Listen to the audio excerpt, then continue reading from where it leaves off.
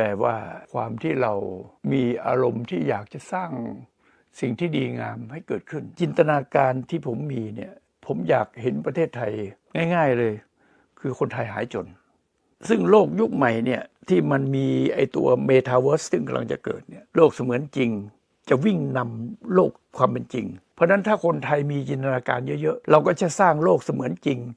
ดีๆเพื่อให้โลกจริงเนี่ยวิ่งไล่ตามเราก็จะได้จินตนาการที่สมบูรณ์แล้วก็ช่วยกันสร้างประเทศไทยเราให้มันเป็นอย่างที่ทุกคนฝันอาจจะไม่เหมือนกันก็ได้แต่มันจะฝันไปด้วยสิ่งดีๆถ้าสร้างสิ่งดีๆคนละนิดคนละหน่อยมันจะออกมาเป็นประเทศไทยที่ดีที่ทุกคนอยู่และมีความสุขความเข้าใจจะเกิดขึ้นต่อเมื่อเรามีจินตนาการร่วมกันเป็นจินตนาการของคนทุกวัยจินตนาการของ